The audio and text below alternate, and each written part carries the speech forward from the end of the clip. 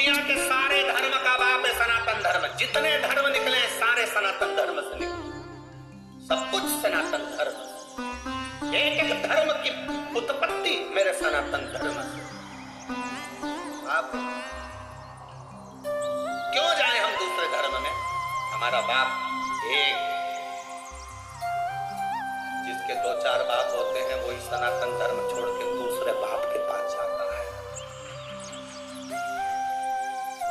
सनातन धर्म नहीं छोड़ सकते। हमारा बाप है सनातन धर्म, हमारा शिव, हमारा ओघड़ी, हमारा भोला। इस व्यासपीठ से पहले से कहते आ रहे हैं, आज फिर कहते हैं, इस भूमि को, पूरे भारत की, पूरे देश की, विश्व की भूमि को, जमीन को खोदोगे, कुछ निकले कि नहीं निकले, पर मेरा कंकर संकर तो जरूर निकलेगा। जहां खोदो वहां निकले, जहां तुम्हारी मर्जी पड़ जाए वहां खोद लो, मेरा शंकर, मेरा शिव ओघड़ी। इसी बात कुछ नहीं। मोदी से व्यापारी ने कहा तू अपने दोस्त के लिए इतना नहीं कर सकता, तेरे पिता की सौगंध है। पिता की सौगंध लगी तो उसने फिर शर्त मान ली। नाव की शर्त का दिन आ गया, नाव तैयार हुई थी। मोदी ने नाव तैयार करी, उस व्यापारी ने नाव तैयार करी, नाव चली। उस दिन ऐसी नाव चली कि आंधी तूफान आ गया और तिमोदी की नाव डूब रही। तिमोदी की नाव डूबी, उसकी नाव आगे निकल गई। व्यापारी जीत गए, तिमोदी।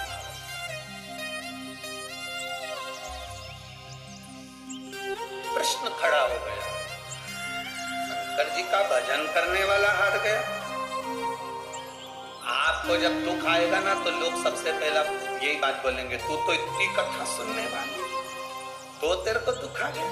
तू इतना पूजन पाठ करने वाली, तेरे को दुख आ गया। तू इतनी शंकर जी के मंदिर जाने वाली, तो दुख आ गया। तू तो सियोर वाला महाराज के बेसा बेसा करने वाली, तो दुख आ गया। तिमोदी भी शंकर की आराधना करता था, नाव डूब गई तिमोदी की जान। कोई तुमसे कहे तू इतना भजन करने वाली और तुझे दुख आ गया, तो उससे कहना ये दुख याद रखना मेरा अपना है। आज का भजन, अभी मैं भजन कर रही हूँ, इसका तो पुण्य मुझे बाद में मिलेगा। जो मैं पूर्व में कर कर आई हूँ वो तो मुझे आज ही भोगना पड़ेगा। पूजन कर कर भी दुख मिल रहा है, कष्ट मिल रहा है, तकलीफ मिल रही है तो समझ लेना, टेंशन मत लेना। यह पूर्व का कष्ट आज भोग रहे हैं हम, पर आएगा समय अच्छा सुख का अनुभव भी।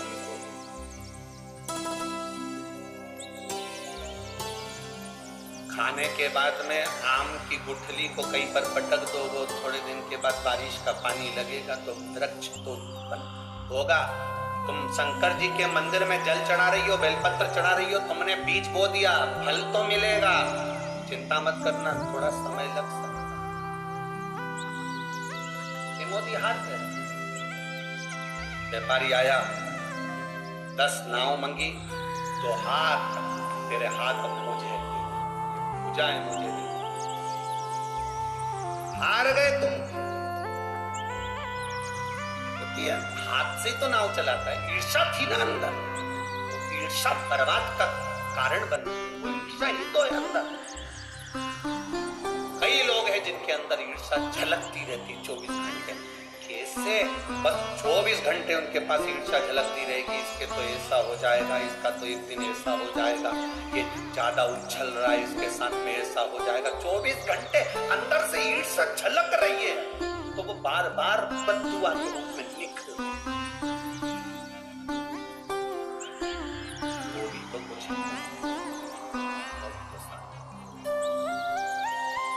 मोदी हार गया, 10 नाव दे दी जो थी उसके पास में टूटी फूटी।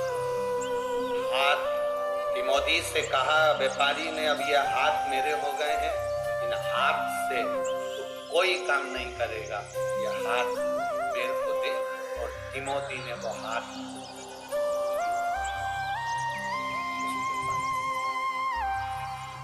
अभी तक तो शंकर का शिवलिंग का निर्माण करता था। घर कोई था नहीं, अकेला था तिमोथी, भोजन अब कौन दे, खाए तो खाए किससे, हाथ तो चले गए, तो रोटी के भी लाले हो गए क्योंकि हाथ से रोटी।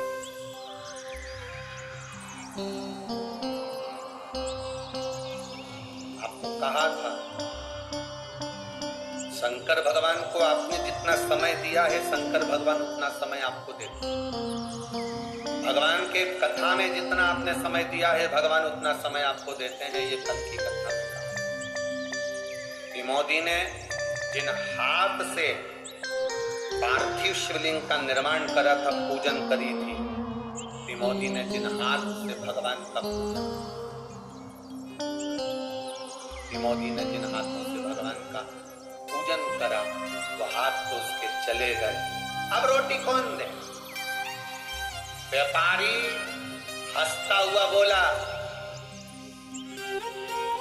जिन हाथों पर तेरा बल था वो हाथ अब मेरे हो गए। तिमोथी, अब क्या तेरा शंकर आएगा मुझको रोटी खिलाने के लिए? हमारे वाले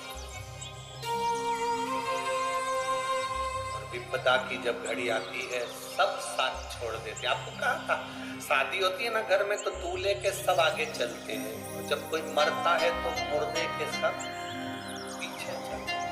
सुख में सब आगे हैं, दुख में सब पीछे।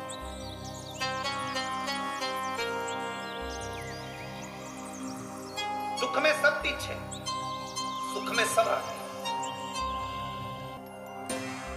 दूल्हे के सब आगे, मरने पर पीछे हो जाते हैं लोग, साथ कोई नहीं देता। जितने गांव के लोग थे, किसी ने तिमोथी को 2 रोटी तक नहीं खाई। कौन खिलाए अपने हाथ से? हाथ चले गए इसके लोग। अपने हाथ से रोटी कौन खिलाएगा? कौन थे रोटी?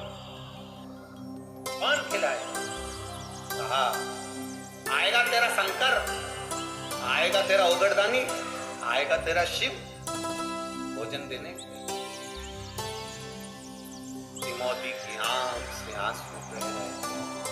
4 दिन निकल गए, तिमोथी ने कुछ नहीं खाया, पानी भी नहीं पी सकता क्योंकि हाथ में। तालाब के किनारे जाए, थोड़ा सा मुंह डालकर पानी।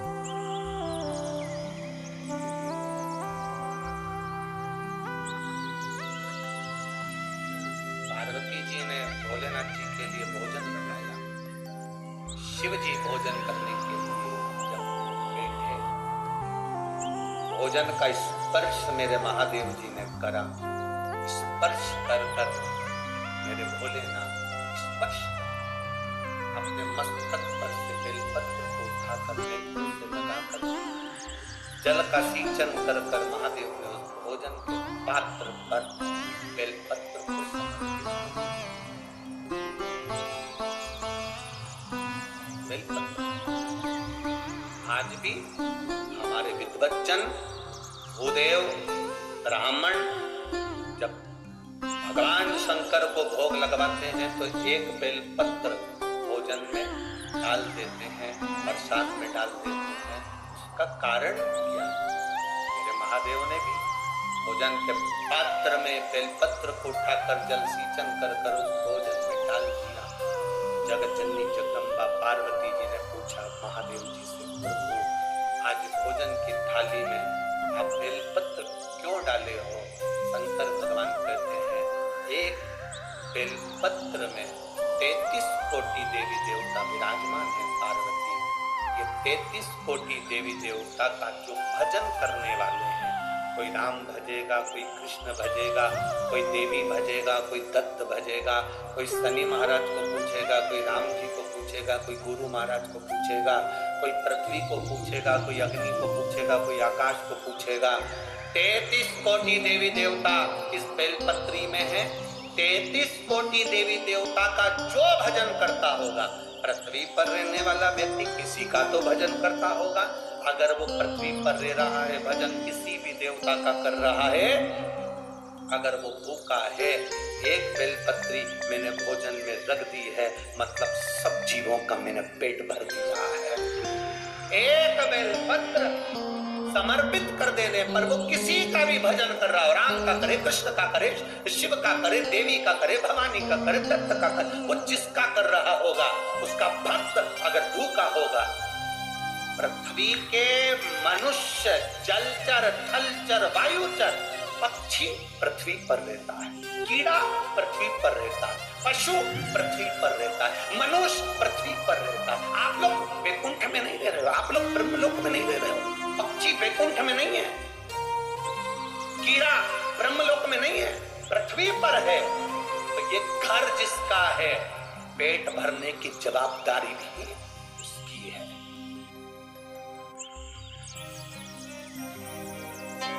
घर किसका है, जवाबदारी उसकी है। पृथ्वी किसकी है, देवाधिदेव महादेव की। आप पृथ्वी पर रह रहे हो तो पेट भरने की जवाबदारी उसकी है। अपने बाप से कहो ना, अपने पिता से, देवाधिदेव महादेव से, क्योंकि पेट भरने का जवाबदारी तुम्हारी है। उसका नाम विश्वनाथ है।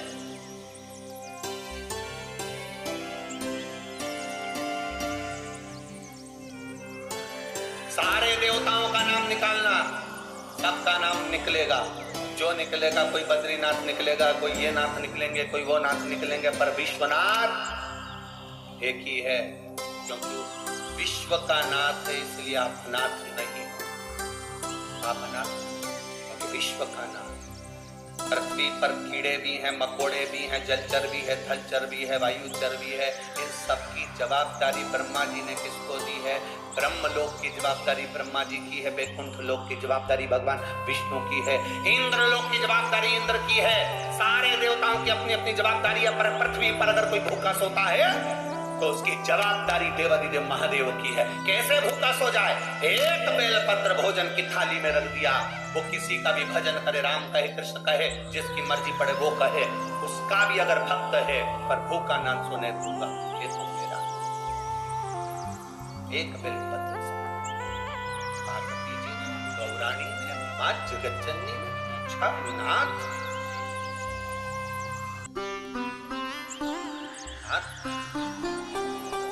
क्या बात है? कोई बात है? शिव जी कहते हैं, पार्वती मेरा भक्त है त्रिमोदी, बालू रेत का शिवलिंग बनाता था। कभी उसने दिया नहीं जलाया, कभी उसने अगरबत्ती नहीं लगाई, कभी उसने बेलपत्र नहीं चढ़ाया, कभी उसने फूल नहीं चढ़ाया, कभी उसने कोई वस्तु मेरे ऊपर समर्पित नहीं की। केवल शिवलिंग बनाता था, समुद्र की लहर आती थी, मुझे लेकर चली। बस उसका शिवलिंग बनाना मेरे हृदय के लिए आनंद। कल आपको कहा था, मेरा बाबा तुम्हारे नारियल से प्रसन्न नहीं होता है, मेरा बाबा तुम्हारी चिरौंजी से, लड्डू के डब्बे से। हाँ, दुनिया के लोग तुम्हारे लड्डू के डब्बे से प्रसन्न हो सकते, दुनिया के लोग तुम्हारे धन से, तुम्हारे दिए गए नोट के लिफाफे से प्रसन्न हो सकते हैं, दुनिया के लोग तुम्हारी दी हुई वस्तु से प्रसन्न हो सकते हैं, पर मेरा महादेव तुम्हारी वस्तु से प्रसन्न नहीं होता। मेरा महादेव को पाने का सबसे सुंदर तरीका है आपका दिल, आपका निर्मल है, आपका मन बस उससे भजन करो।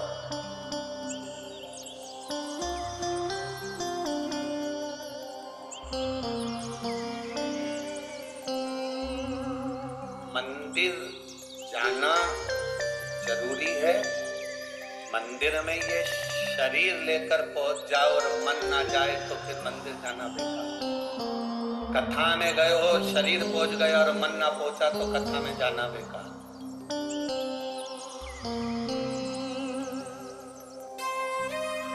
लाखों लोग इस कथा में, आज लोगों को लग रहा था सुबह 8 बजे की कथा है, कहां से इतने लोग आई? लाखों लोग, पूरी रोड भरी पड़ी है। मैं चैनल वालों से भी कहूंगा कि रोडों को भी आप अवश्य कवर करें और दिखाएं टीवी चैनल के माध्यम से। पूरी रोड भरी पड़ी हुई है, लाखों भक्त इस कथा को सुन रहे हैं, पर कितने भक्तों में एक सुई भी गिर जाए ना तो उसकी भी आवाज आ जाती है। इतना साइलेंट रहकर आप लोग कथा का तत्व ग्रहण कर रहे हैं। कहाँ?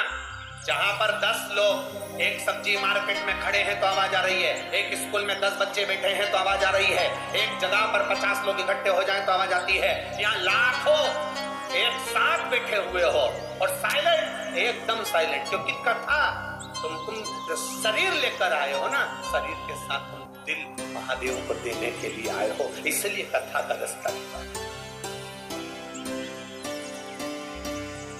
और जितनी साइलेंट अंदर है उतनी साइलेंट रोड पर है। सुनिए जाकर, रोड पर भी जो बैठा होगा उसका दिल परमात्मा में लगा हो। वो शरीर नहीं लाया है, अपना दिल लाया, अपना मन, अपना चित्त लाया। मंदिर में जाओ शरीर लेकर नहीं, ये दिल लेकर जाना। भले तुम्हारे पास कुछ भी नहीं, कुछ नहीं, मेरे पास फूल भी नहीं, मेरे पास जल भी नहीं, पर दिल लाया हो बाबा। क्योंकि जब मैं पैदा हुआ था ना मेरे पास में फूल था, ना मेरे पास में जल था। जब मैं पैदा हुआ था तूने दोनों आंख बंद कर कान बंद करे, हाथ मुट्ठी का मन, छोटा सा शरीर, मुड़ी मुड़ी करा हुआ, तूने मुझे पैदा करा था। कुछ देकर नहीं भेजा था, केवल मेरा दिल देकर भेजा था, और वही तुझे समर्पित है। यार वो एक गीत की लाइन तुम्हारे सामने होना चाहिए, और क्या दूं मैं तुझे दिल के सिवा, तुझको हमारी उम्र लग जाए। हम क्या दे सकते हैं अपने महादेव को, हम क्या प्रदान कर सकते हैं?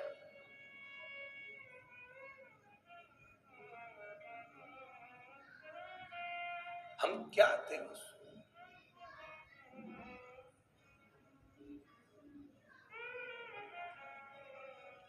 वो कहे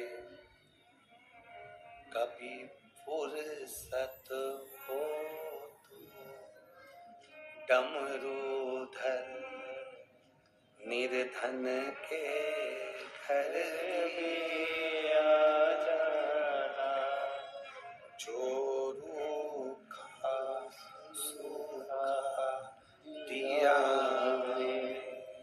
उसका भी भोग लगा जाना। कभी फुर्सत हो तो डमरूधर निर्धन के घर भी आ जाना। कभी फुर्सत हो तो डमरूधर निर्धन के घर भी आ जाना, जो रूखा सूखा दिया हमें उसका भी भोग लगा जाना। कभी फुर्सत हो तो